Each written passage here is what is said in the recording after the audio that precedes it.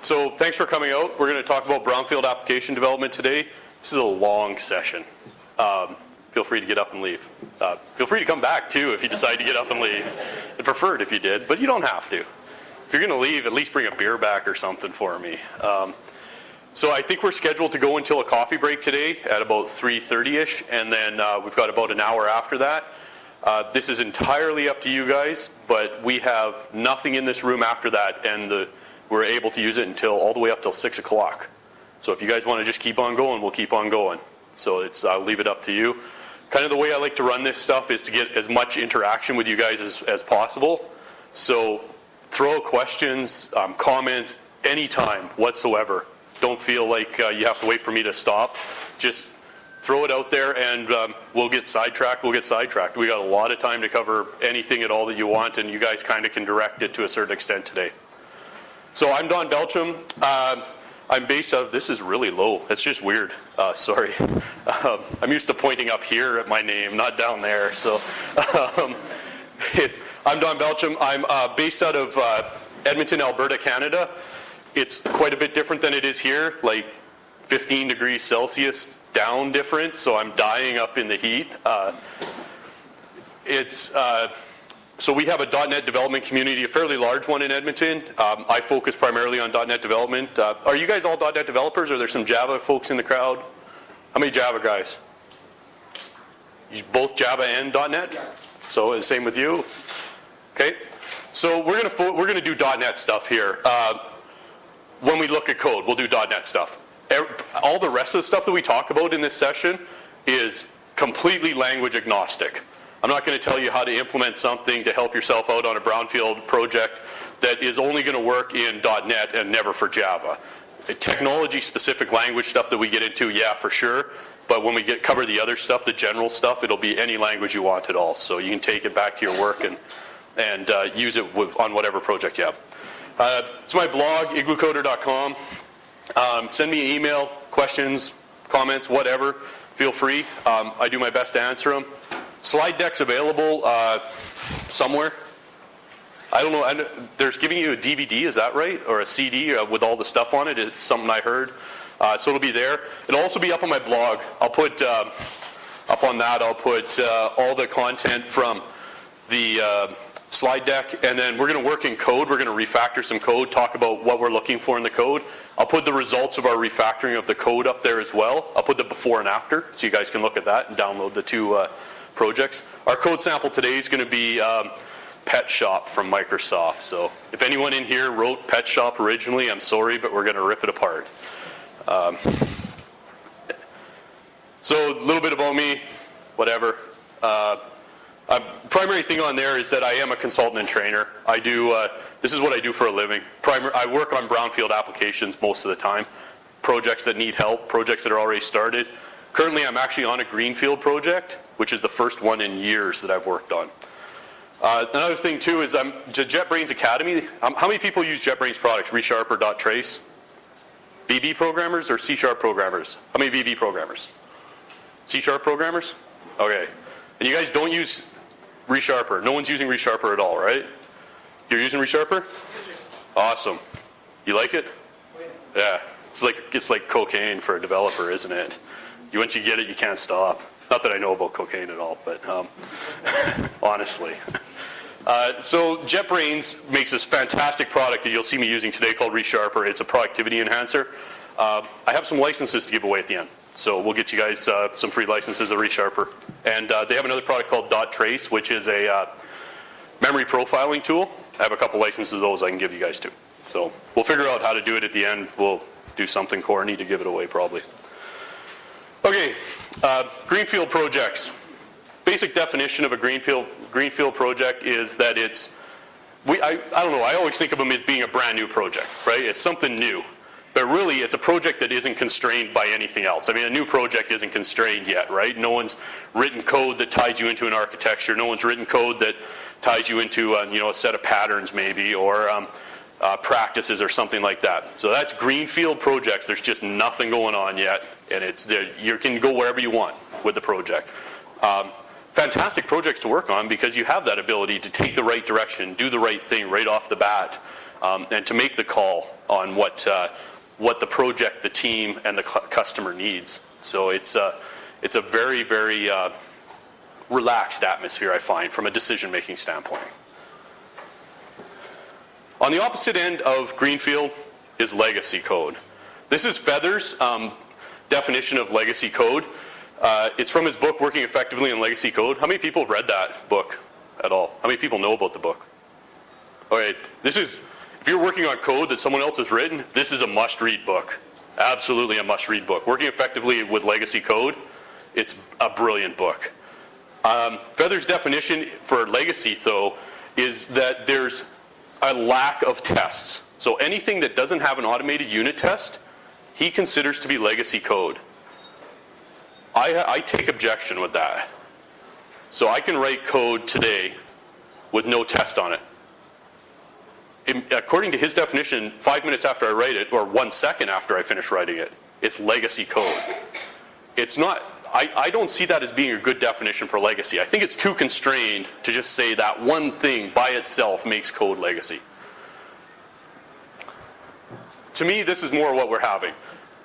So the application in maintenance mode, so it's life has evolved to the point where maybe you're no longer doing active development, adding new features, enhancements, or if you are adding enhancements, there is a huge process to getting them done maybe. So you go in and you say, or the client comes in and says, hey, we need XYZ in the program and we have to, you have to alter it to do this and that and whatever. The IT department or whomever's in charge of making the decision to maintaining of the code, they'll come back and say, well, here's how much it's going to cost, and there'll be some big exorbitant number usually, right? Because most likely they don't want to do the work. But more likely it's because they're trying to protect the stability of the code base that's there. It's working. Let's not touch it. It's working, and it's mission critical maybe or something like that, and you just don't want to screw stuff up. So because of that, there's a lot less new stuff going into it, and it's very much maintenance. If that bug comes in from the client of, when I do my tab order through the screen, it doesn't tab in the proper order, well, okay, there's a workaround for that. It's point and click and you can get into it, right? And they're not going to make that change as likely. If they came in with something where it's, hey, when the summary of the invoice items comes in, it's $10 off all the time, okay, they'll make that change, right? Because that's a very critical change in comparison. But it has to be something like that for a legacy application to take on a change. Other things are that this intrinsic business and application knowledge not being readily available. So how many people have worked on a project where you come into it and the guy, or you start taking over code, your team maybe even, the guys who wrote it are no longer there. The people who initially understood it. This is really common, isn't it? Like, you go in there, it's like, what the hell? I have no idea what the business does anymore. I thought we were renting DVDs, but it's talking about cars. That's a pretty realistic problem that we run into. To me, that's legacy. Like, you got a legacy code problem there. It's just because of that knowledge not being moved around, and people who had it all up in here usually, or if it was written down in documentation, the documentation's out of date. It's just no good to you anymore. You have to go relearn it all. You're back talking with the client a lot about exactly what are you doing? Cars, DVDs? I don't know. So that's a big problem with projects that have been around for any amount of time usually. And for any amount of time, it'll have to have gone to production, right, for that to happen. Otherwise, it's still actively in development. People are constantly in conversation with the client if it's actively in development. So there's some business knowledge being retained by people currently on the project. This one here, this sucks. How many people gone onto a project and they say, oh yeah, it's out on the production server. Okay, where is it in source control? I don't know. We don't have it anymore. Yeah, that sucks. That is legacy. There's no way around that one, right? Yeah, I don't even know what to tell you for that. Go and buy a case of beer and cry at home by yourself or something. I've actually never run into that, thank God.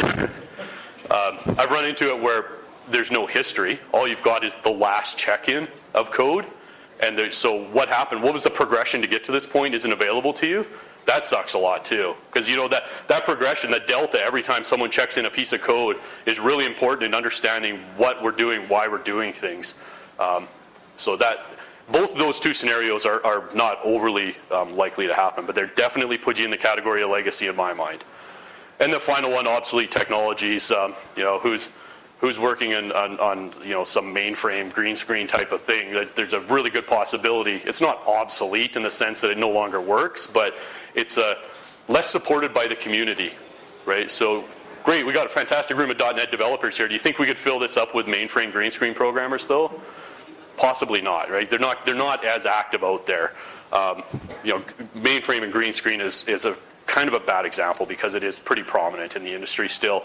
But something like what's the one? I worked in one language that was a basic derivative that I swear to God there's probably 6 people in the world that understood what it was about.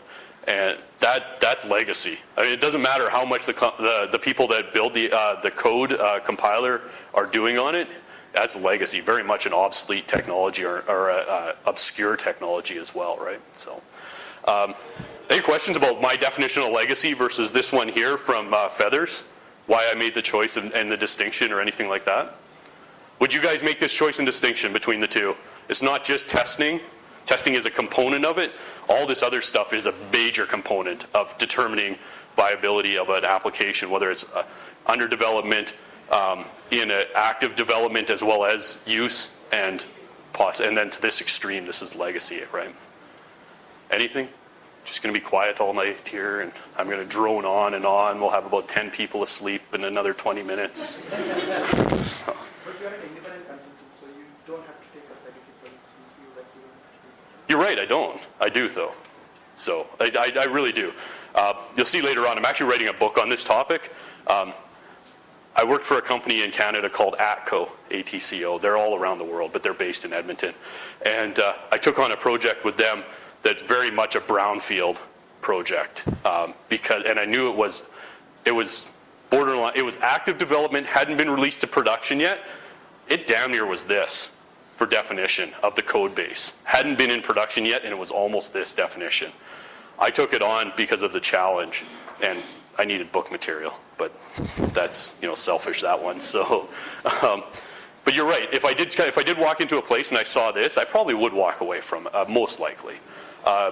This is the one that really, if it's a true definition matching, that there drives me away, because I'm a .NET developer. I don't want to go work in C or something else it's not obsolete, but it's an older technology. It's not as nice and as easy to work with as we've got it great. Java developers have it okay too, but we're so lucky as .NET developers to have that framework sitting there with so much power and such nice ease of use. It's like being able to walk into a candy store every day. So, anything else about definition that you guys want to cover? I've only got about 30 slides here, so if we're going to do slides all day, we're going to have to drag this out a lot more than we are now, guys. I got lots of code though, don't worry. Okay, so we'll move on so we've defined Greenfield and legacy, and those are polar opposite ends of the spectrum, right? Greenfield's brand new, legacy has got a lot of inherent difficulties with it. Brownfield is right in between. It doesn't match that previous definition of legacy, but it's not Greenfield. Somebody's made a decision about architecture. Someone's decided we're using VB, not C#. Someone's decided that we're going to do N-tier, that we're going to do web versus Win forms. Or maybe someone's decided they're going to do MVC with a new framework, or they're going to use monorail or something like that, right? The decisions have been made in this one. Just to give a little background on what brownfield is, this is my definition of brownfield as applies to technology. Brownfield comes from, I'm drawing a complete blank here. It comes from, yeah, wow. Ecological reclamation, that's what it is. So a gas station is being shut down. It needs to be reclaimed. It needs to be cleaned up. The contaminated soil needs to be taken away. Buildings need to be torn down. Maybe it just needs to be cleaned up and made so it's usable again. That's brownfield is really, really common in that sense. If you went up until just recently, if you went to Wikipedia for brownfield, that's the definition, the only definition you could get for it. As much as this term maybe floated around in IT, it was very much in that realm of things. So what I did is I actually went to Wikipedia and took it, found their little definition, and this is pretty much what their definition is, except for you put in the eco stuff and take out the IT stuff. But it's pretty much the exact same thing. That's all I did. I went and looked at it. I said, okay, well, I'll pull that out, put that in. Great, works. I've worked on this project before.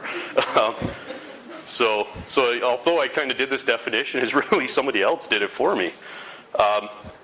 So these projects are, they're previously started.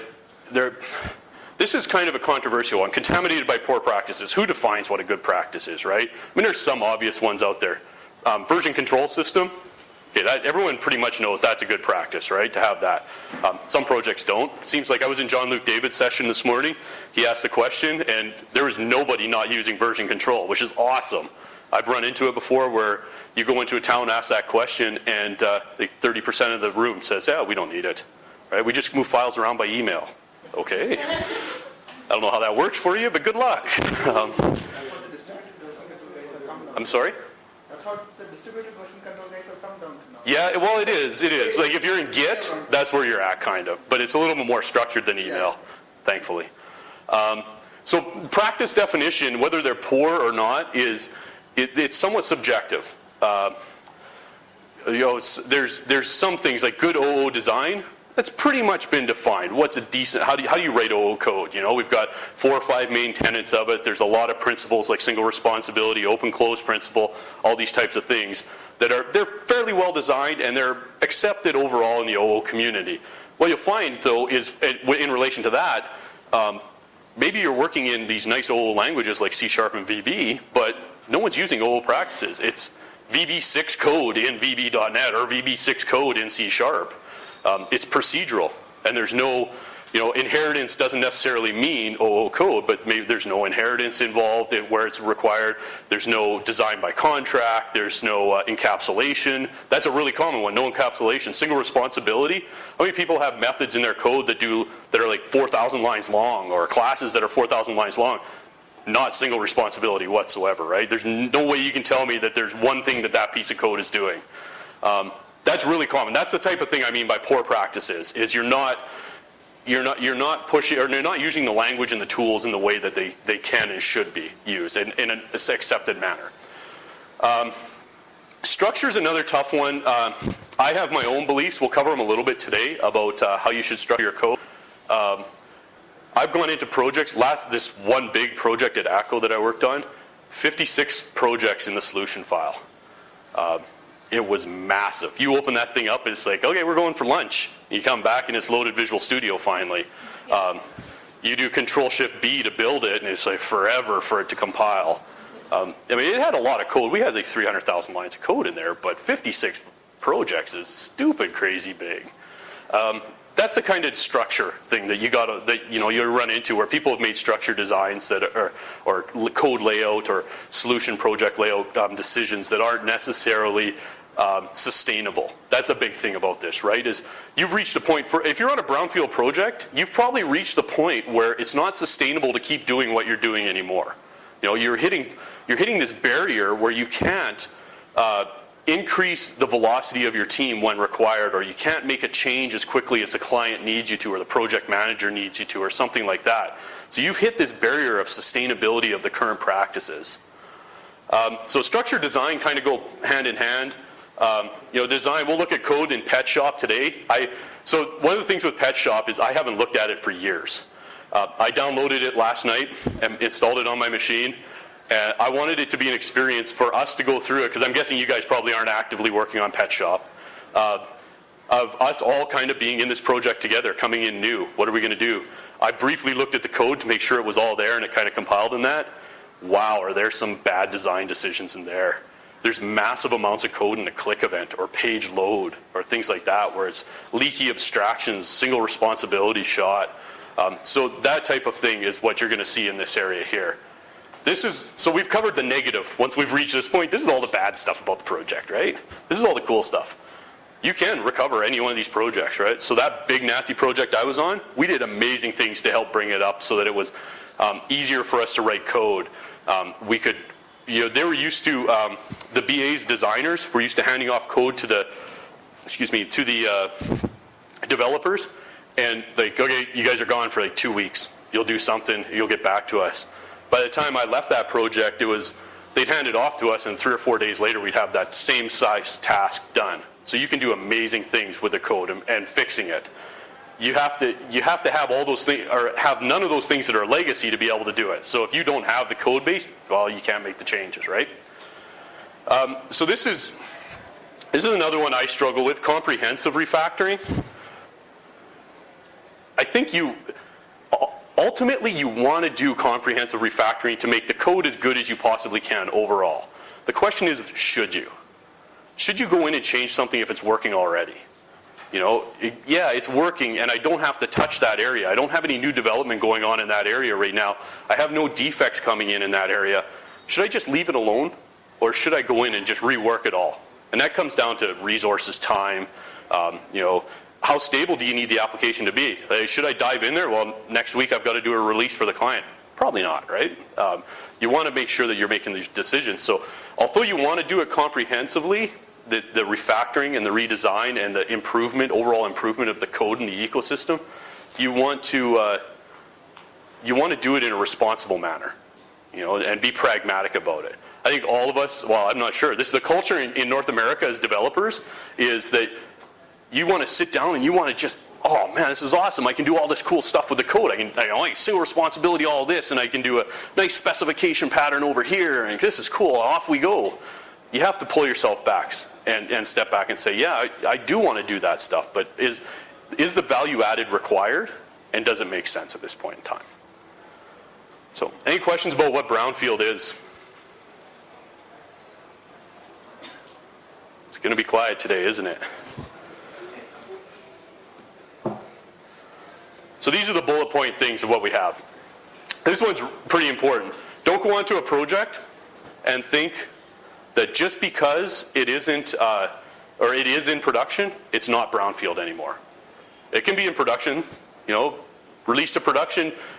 How many people have worked on a project that has what management will call phase 1, phase 2, phase 3 releases to production, right?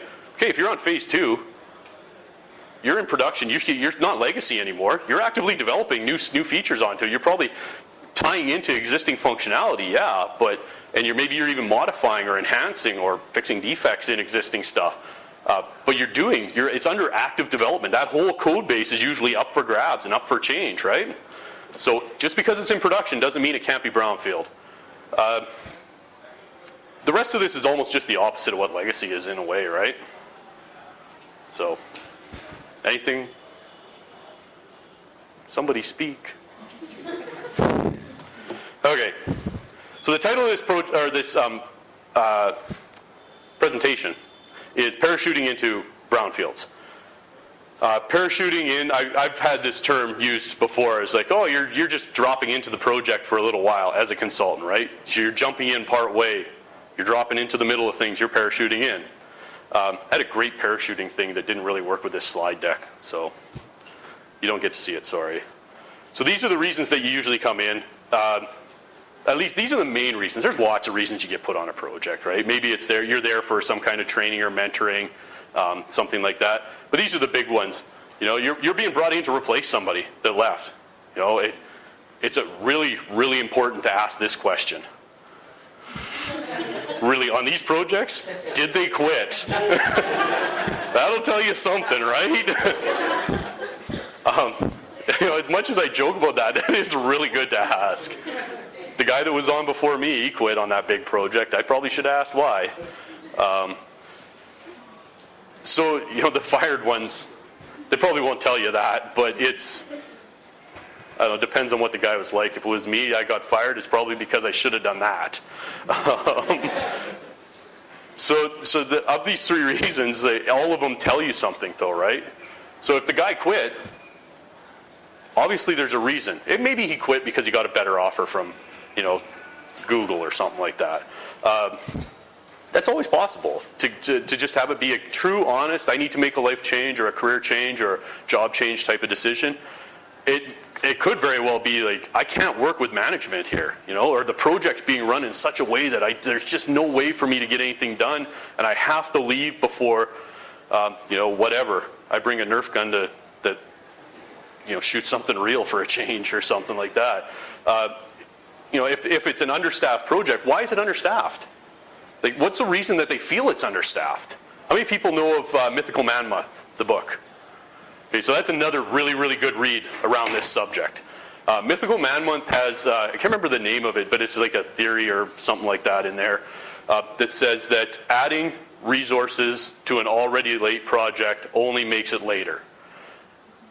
So if it's understaffed, is it because the project is truly understaffed? Like there's enough work there in general for 10 guys or 10 people, but there's only 3 on the team? Or is it because the management is pushing, like, you know what, let's get this done 7 weeks earlier? There's another saying of, well, if one woman can make a baby in 9 months, why can't 9 ladies make one baby in 1 month? That doesn't work in IT either, right? It's just, it doesn't work. And that's really what happens. Like, there's all kinds of reasons it's understaffed. It's good to know why. You're going to get into these projects and they're understaffed, and if it's the 3 developers on the project but they really need 10 and they can only staff up 2 or 3 guys, you're going to be under a lot of pressure on the project. And brownfield projects tend to have a lot of intrinsic pressure, whether it's from the client because they're not happy with how the project's being run or the results that are coming out, or the management, they're not happy with the development team, like, why do you guys send out buggy stuff all the time, and that kind of thing. Or it could be just amongst the developers, like, why are we making this decision? Why aren't we using this over here? Or, Joe over there doesn't shower, or something like that. There's a lot of intrinsic pressure, and understaffed projects tend to have the most of them, I find. The last one is the rarer of the 3, I think. You're being brought in to help out on a project, so maybe there's a biz talk component, and you're the biz talk guy in town or in the company or something like that, right? So you're just being dropped in to fill a specific niche need. It's not, doesn't happen a lot, I don't find, but you can be put into that situation. That comes with a lot of expectation setting. So we'll talk about expectation setting here too. We'll talk about expectation setting now. Okay, so all these expectations are set, it seems like, based on productivity, right? How much work are you getting done every day, kind of thing. I have expectations of myself for that. You guys probably would have expectations of me if we were on a team. Management would have expectations of us, and the client would have expectations of the entire team as well, right? They don't want you burning $100,000 a week and only turning out, 10 hours worth of actual code for that, unless they're paying it all to you. That's not a good deal. So I think, as myself, this is what naturally, this is what you as a developer thinks you can do when you're starting on a project. You can come in right up at the top of the scale of being productive. First day, I'm going to be there, I'm going to be writing code, and I'm going to be doing a good job of it, and I'm going to get things done. Not overly realistic, right? I walk into a project and all of a sudden I don't know the domain. It's oil and gas. Okay, I've never worked in oil and gas before. Or if they were to put me on a project where I was building software for maintaining or managing scores in cricket, gone, right? I know you guys stand there with the bat, and that's about all I really understand. Actually, I like cricket a lot, so I was going to wear my cricket jersey for you guys today, but so that's the expectation you set for yourself. Not overly realistic. Out here, over time, you'll get up there, right? So this is more of that. Can you even see that? Not really, right? It says management here. Management expects you to ramp up really fast. You'll come in and you'll sit down with one other developer. The architect will tell you a little bit of stuff, and they'll come over and wham, read that documentation. You'll be fine tomorrow. Don't worry. So they expect you to ramp up fast. Not as fast as you think you should ramp up, but they expect you to ramp up fast. They also expect you to sustain it over the long haul as well. I don't think that's possible or realistic. This is what I think happens. You slowly build up, you learn stuff, you hit this point where you understand the code base really, really well, and then your domain knowledge you start to spike on domain knowledge, whether it be cricket or oil and gas or whatever. And then as you start gathering it, there's less and less for you to get, so you taper off, you reach that point there, then you start getting bored, right? Right? You start surfing the web, Twitter goes on, instant messenger. We all do it. start coming to work hungover. No, it's the truth. You don't get bored with the work or the people or anything. Is you understand that code base so well, there's no challenge left in it anymore, right? You know, if you've done a good job and your team's done a good job, there should be no challenge in it anymore. It should be just let it go and just work and things happen. So that the project I'm on right now, I had the guys on my project come over to me at one point and said, look, we've done this new vertical slice, but we think we missed something. It was too easy. It happened too fast. You know, they understood the domain really well. They understood the code really well, and so they were right up here, right? They were as optimized as they could be. They knew the technologies, all that stuff. They could do what it was, and they started freaking out because it seemed too easy. They were used to a project where it was just that, you know, that right about here, there's this barrier of being able to be any more productive. And so they always feel like, I have to work so hard at what I'm doing. So if you've got good code, a good team, and you do a good job what you are, you'll peak out. And then you'll start saying, well, there's no challenge anymore. You know, I don't have to go to the client to find out what the business rule is. I don't have to go to the, to MSDN to find out how to do what I'm trying to do on code. I don't have to step through the code endlessly to find that one place where something is happening. I know it off the top of my head. That's why there's a decline, I think, here. So, you know, I don't think it's realistic to maintain and sustain that level of work. I think we can work that hard. This isn't saying that you can't work that hard. It's just saying that the situation isn't right for you to produce that well. That's all. We're still maybe working, well, we're probably not working that hard over here. You probably are on Twitter over there. So, any questions about this or experiences? Do you guys agree with this at all, actually? Yeah, you do, for sure? Cool. So you guys are all on Twitter, aren't you? Right, you guys are. Sorry, what's that? Yeah, reality, I don't know. I really do think that's true. So, anyone have any experience saying otherwise at all? No? So this is what you guys see here. That's cool. Got something right. I made it all up. One other interesting thing, how do you measure productivity in the first place? I don't. Tell you the truth, it'd be disappointing. It'd bring me down. No, productivity for me isn't an individual measurement either. I think it's a team measurement, right? Like, can your team accomplish what it needs to accomplish? I certainly don't measure it by lines of code. I've had this conversation on every single project with every single project manager. How many lines of code are you guys doing? Who cares, right? I can write, because how do you measure? Is big number of lines of code good? Or is little number of lines of code good, right? I can write this massive number of lines of code to do the exact same thing I can with a little one. One may not be better than the other. Who knows? Like, it's so dependent on what's going on. Recently, I read a couple blog posts where they said, treat lines of code like a golf score. Well, if it's like a golf score, we'd all be writing in Perl, and we put everything, the whole application would be one line of code with one carriage return at the end of it, right? You can't treat it like a golf score. You can't treat it like, a cricket score either, where you want to get the biggest ones.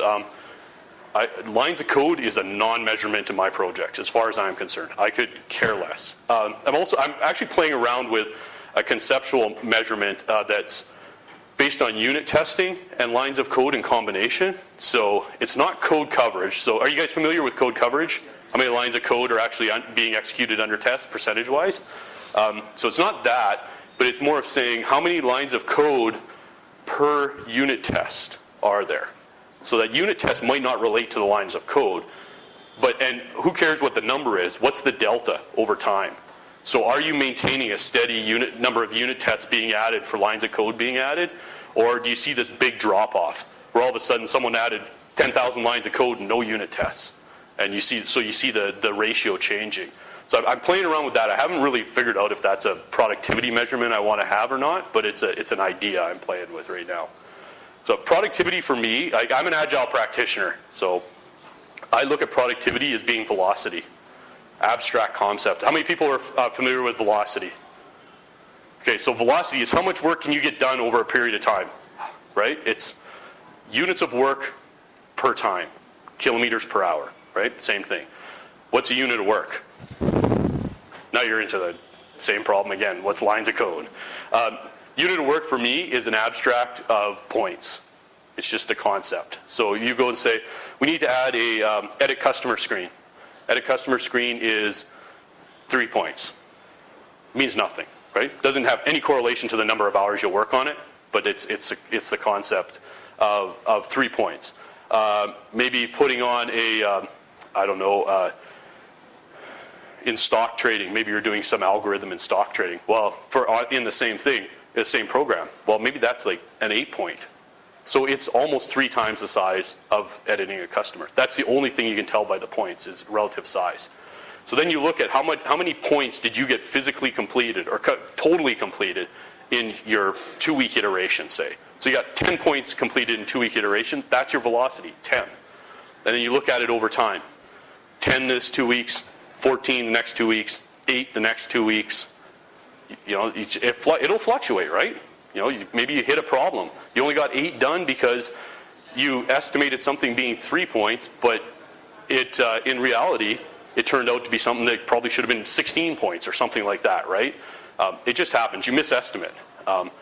And that's just the norm, estimating wrong, right? So you end up fluctuating, but what's the average? So if you do 10, 14, 8, you know, your average is about 9. So next 2 weeks, after you've got a little trend down there, the next 2 weeks of work that you do, you say, we can probably do 9. On average, we can do 9, right? So let's set out 9 points worth of work for us to do in the next 2 weeks. That's how I measure my productivity, is based on that. So it's constantly rolling as to what productivity is. You know, if you need to be getting more stuff done, then you have to bring on more team members, right? But you should be able to tell that within, if you're doing 2-week iterations, you should be able to tell that within 6 weeks. Like we're doing X number, we've got a backlog of 100 points, we're probably not going to get done. If we're doing 9 a week, we're not going to get done in 6 weeks or 8 weeks, right? So maybe we need more people so that our velocity goes up a little bit in the long run. So I have no idea where we were anymore. Sorry. I get on these tangents. You have to deal with it.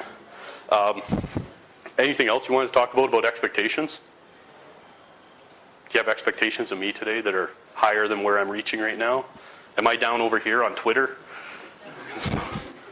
I can't get internet in here, I don't think, so.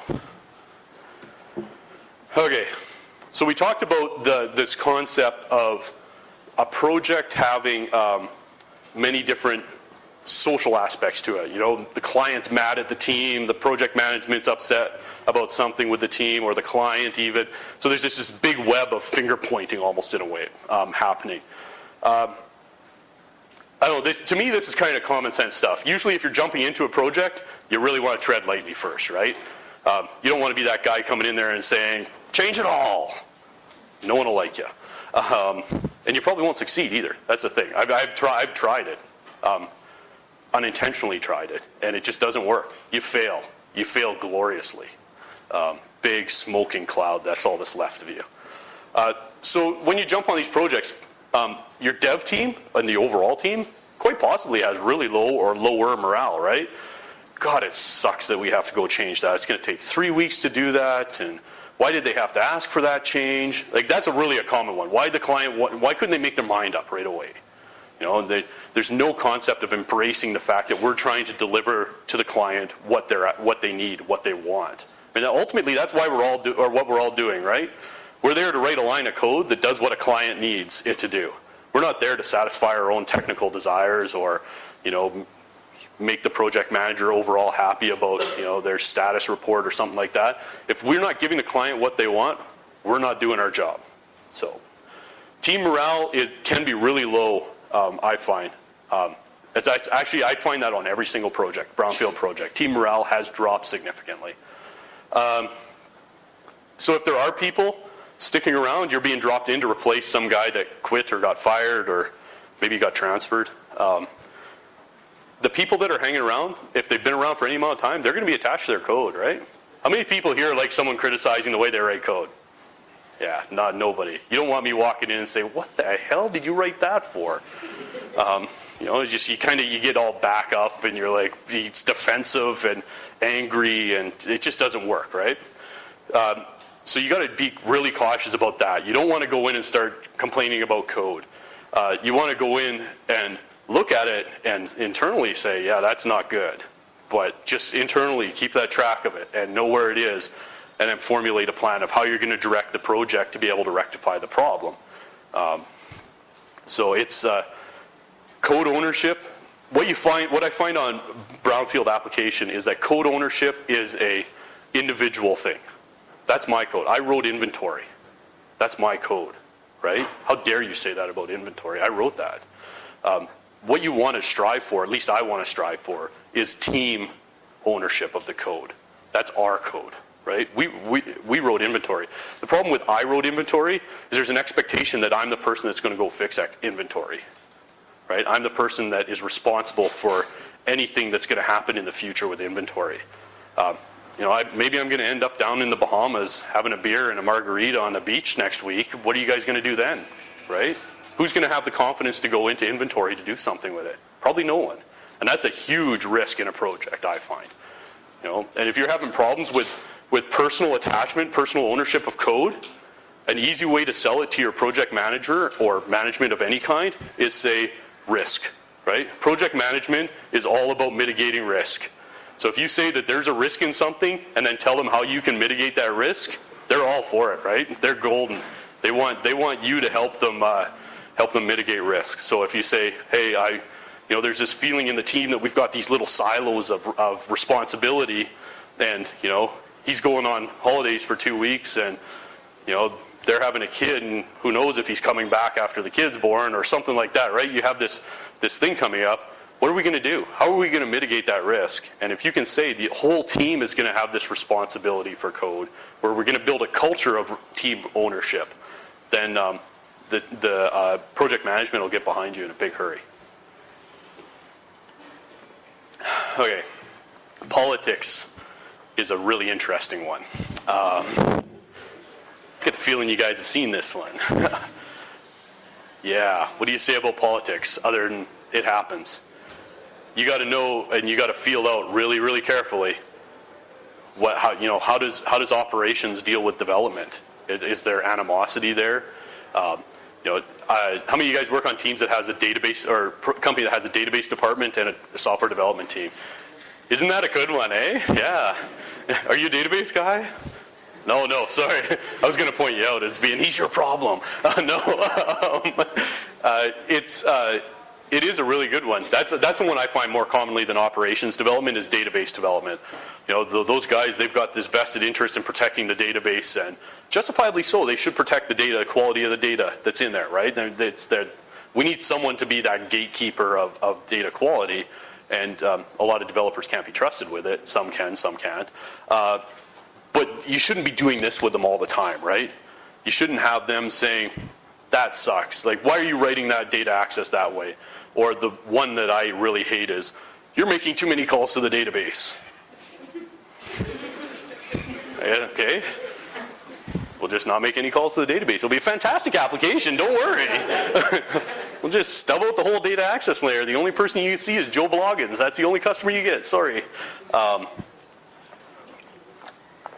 But you run into stuff like that, and you do have to be very, very careful, because usually in a bigger company, there's a long history of why this is the way it is. And you don't want to be trying to go in there by yourself as the Lone Ranger and say, I'm changing the way that this company operates and how two relatively decent sized departments probably are working with each other. It just doesn't happen overnight.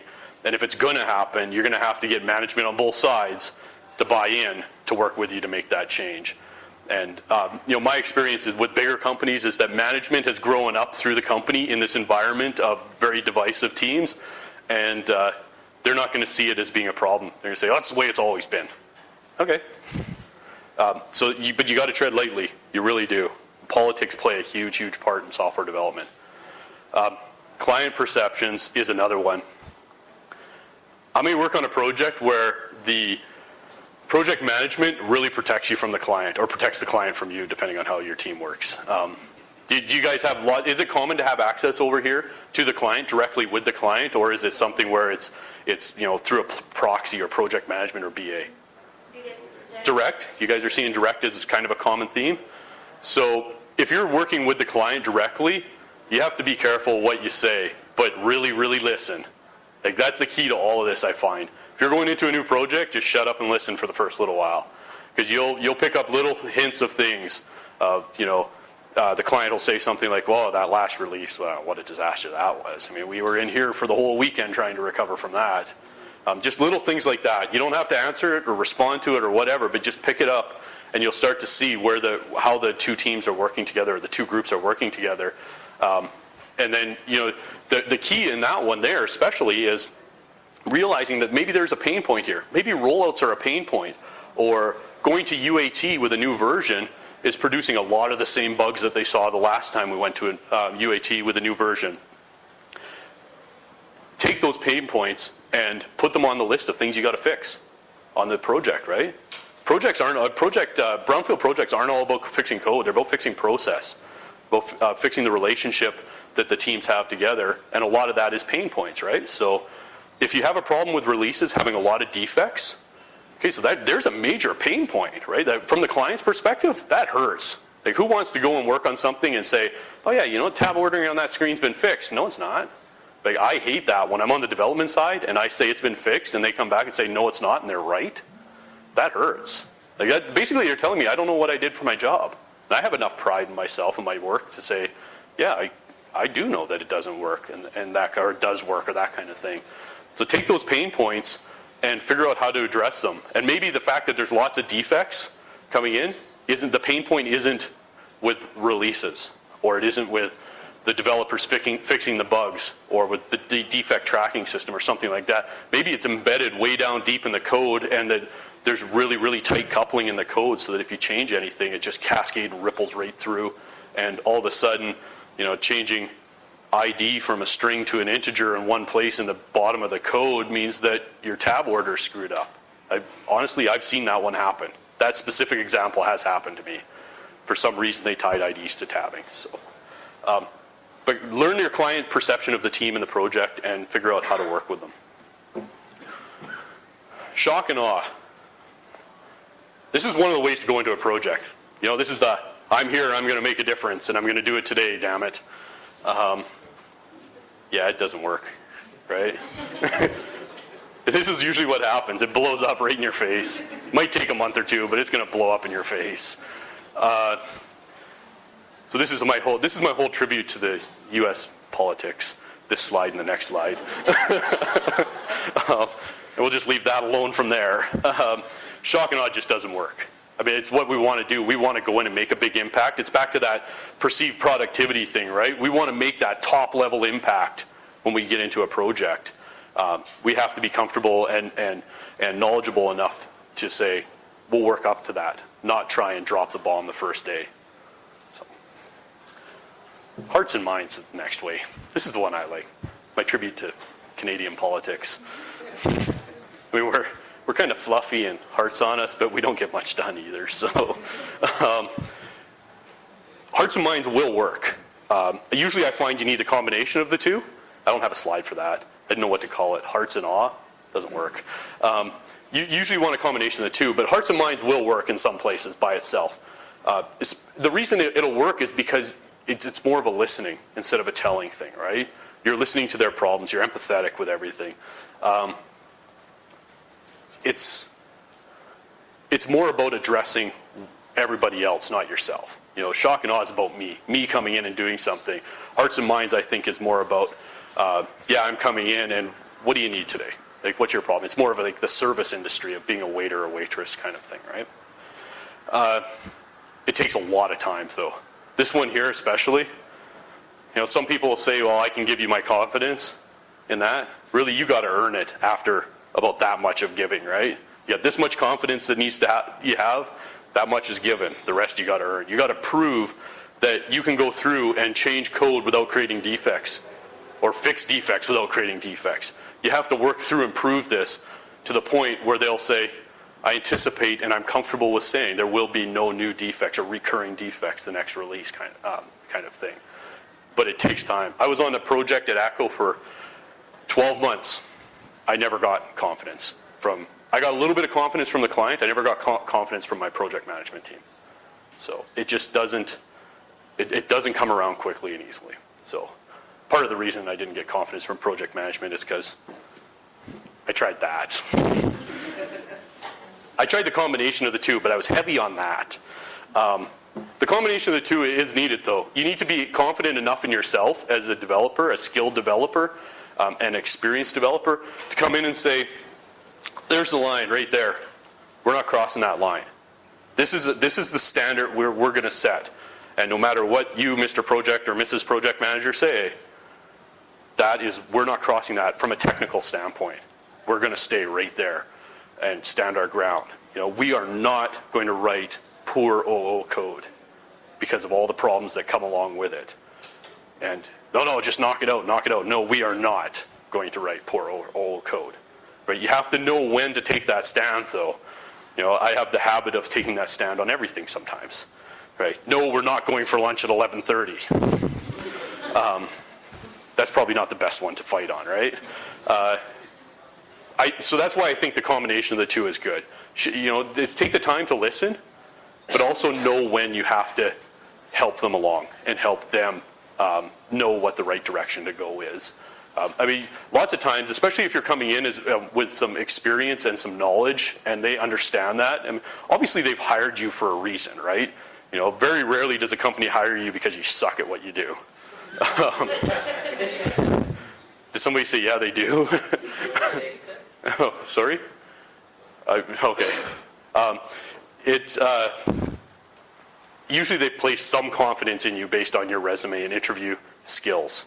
I've placed confidence in guys based on those two things and had them come in and not be able to perform. But if a company's placed that in you, you need to have the confidence to say, okay, you brought me in here because I'm good at software development process. So let me guide you. Let me make good suggestions. And yeah, I have to convince you why they're good maybe, but let me make them and have the confidence in me as well to be making the right decisions and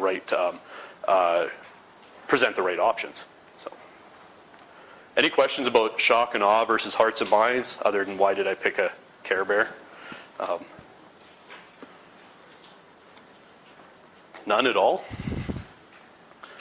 I have no idea what time it is here, but I got a feeling we're going really fast. 2:30. So we got an hour before coffee. Or beer if you guys want to go for beer. We could just call it stops at 2:30, 3:30 and go for beer. I'm game for it. It's another good thing about Hearts and Minds. Take your client out for beer. Actually, it works. Take them out. Go have beer with them. You're not trying to get them drunk and get them to say, do whatever you want. Get them drunk and let them tell you their problems, though. I don't know. I've done it with my clients. There is some kind of ethical ground there you have to maintain, right? But take them out and take them to a relaxed setting where there's no pretense of we're in a meeting, we can't talk. We can't talk openly. I have to protect my part of the company or my job or my boss's decision or something like that. Let's go for beer. We'll just talk about software development, and figure out what's going on. It really, really does work. So, is it common for people to mix outside of work, and clients versus teams here? A little bit, sometimes, all the time. Only when you guys really need to get drunk. I was going to say something about the Bangalore cricket team, but they're not doing so good today.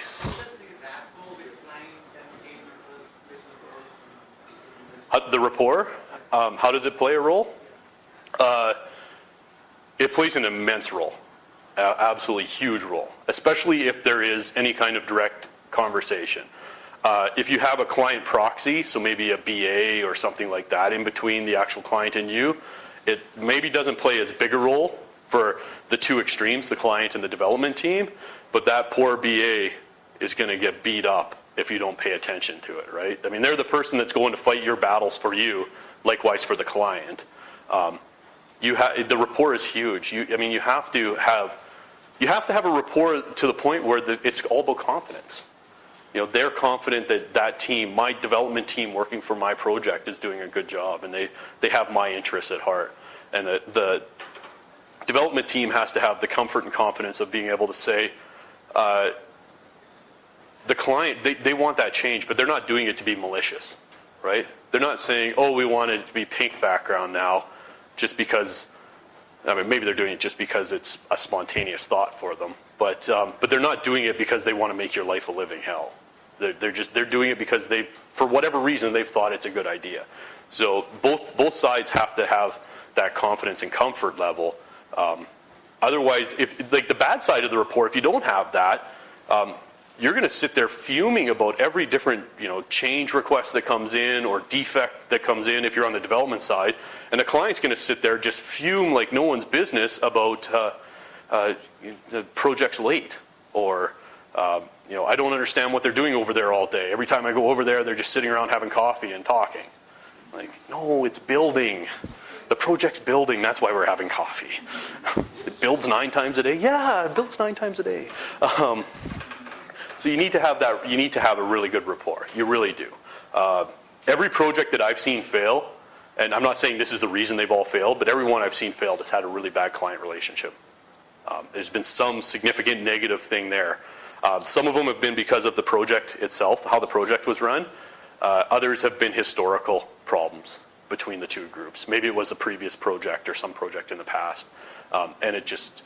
There's nothing you can do about it in that case. It just happens to be there. You just have to learn to deal with it and try and do something that will overshadow the negative with positive, right? Anything else you guys want to talk about there before we move on to this slide? We're actually going to talk about doing something now instead of just me up here talking. So there's all kinds of different places you can start on a project when you get on there. So I think these are the most common 6, or at least the most common 6 I've found anyways, and talk to people. How many people go in, first thing they do, or they want to do even, is read the documentation for the project? Yeah? Is that, so maybe management's told you that's the thing to do, or is that something you guys would rather do? So, and you're developers, like you're writing code, okay. You have to, did you say that you have to? Means otherwise you won't get to know the okay. exact picture of the project. Okay, yeah, that's a good reason to do it, absolutely.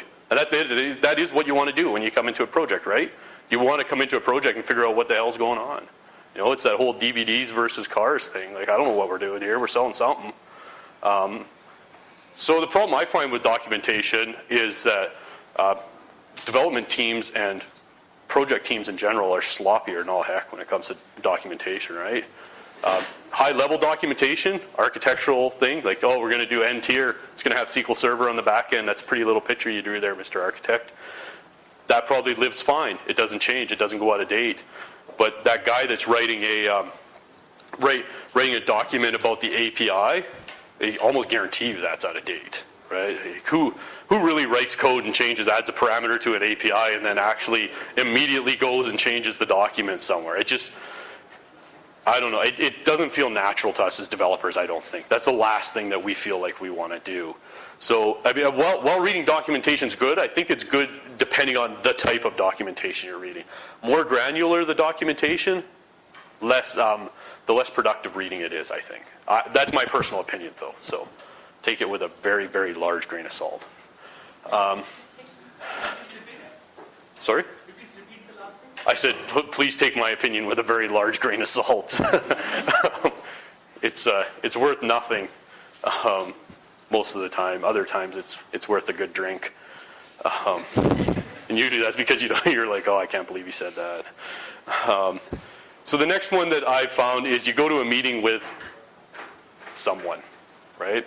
Come onto the project, first meeting, first day. You're in there with the architect. They're going to tell you all about the project, what's going on, and say, you'll be able to walk out of this room and you'll know what we're doing. You'll understand the code, I'm sure, right?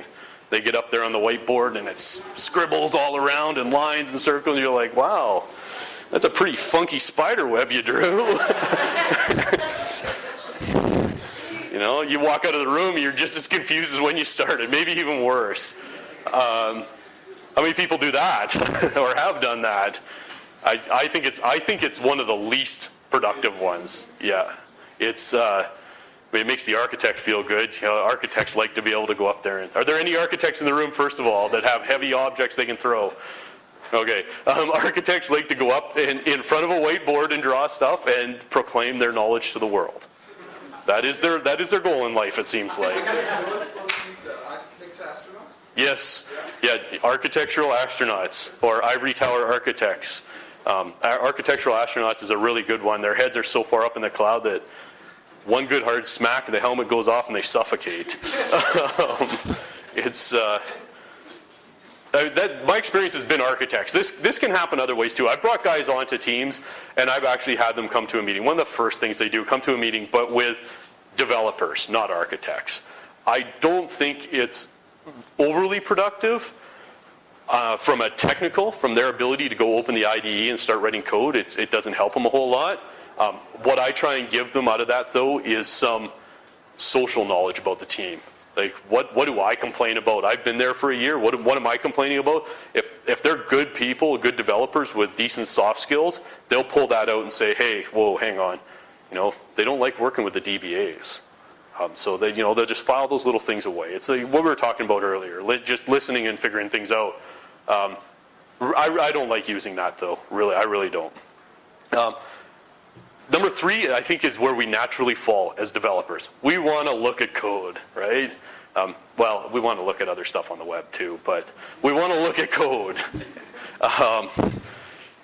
It's where we're comfortable. That's what we do. That's why we're in this profession. We like solving problems. We like writing code usually, right? So if we're comfortable in it, that's where we're naturally going to migrate. How many people would do that? First thing you'd do, go in, set up your IDE, get the latest version, open it up and go, okay, here we go. Yeah, it's something I think we do. I think we do it regularly. I think it's the second least productive on that list. I really do. You go in there, you have no idea what the architecture is when you open that thing up. You have no idea what we're trying to solve, why we're trying to do it. You've got no background as to why the decision was made to put that project in instead of putting the code in another project. None of that stuff is there, right? So with that, you're not going to be able to navigate the code the way you want to. And you do it for a little while, and then all of a sudden, you find yourself complaining about things like, I can't believe they named that variable that. Well, you've completely lost the point of looking at the code by then. You're so frustrated, right?